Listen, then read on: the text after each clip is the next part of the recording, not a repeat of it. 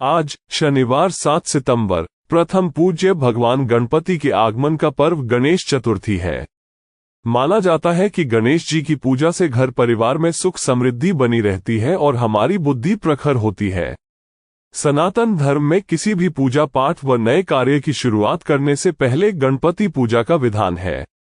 उन्हें देवताओं में प्रथम पूज्य माना जाता है। ऐसी मान्यता है कि बप्पा की पूजा अर्चना करने से सुख समृद्धि की प्राप्ति होती है, साथ ही सभी कामनाओं की पूर्ति होती है।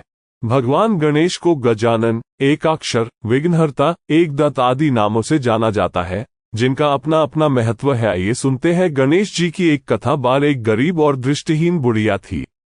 एक नगर में एक बुढ़िया रहती थी जो रोजाना गणेश जी की विधि विधान पूजा करती थी। उसके साथ उसके बहू और बेटा रहते थे। बुढ़िया हमेशा ही श्री गणेश की पूजा किया करती थी। एक दिन उसकी पूजा से प्रसन्न होकर गणेश जी प्रकट हुए और बोले, बुढ़िया माँ, तू जो चाहे वो मांग ले। बुढ़िया ने कहा, मैं कैसे और क्या मांगू, मुझसे तो मांगना नहीं आता। इस पर गणेश जी ने कहा, वो अपने बहू और बेटे से पूछ ले और मांग ले। ये सुनकर बुढ़िया ने अपने बेटे से कहा, गणेश जी ने कहा है कि मैं कुछ भी मांग सकती हूँ, तो बता मैं क्या मांगू। उसके पुत्र ने कहा कि माँ तो गणपति बप्पा से धन मांग ले। वहीं बहू से पूछा तो उसने कहा कि वो गणेश जी से नाती मांग ले। तब बुढ़िया ने बहुत सोचा कि हर कोई अपने अपने मतलब की बात कह रहा है, कोई मेरे लिए सोच नहीं रहा है। ऐसे में उस बुढ़िया ने अपने पड़ोसिनों से भी पूछ लिया।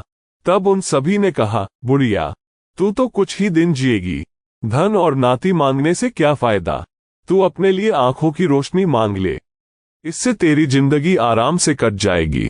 ये सुनकर बुढ़िया ने गणेश जी से कहा, अगर आप मुझसे प्रसन्न हैं तो मुझे 9 करोड़ की माया, निरोगी काया, अमर सुहाग, आंखों की रोशनी, नाती, पोता और सभी परिवार को सुख दे और आखिरी में मुझे मोक्ष दे।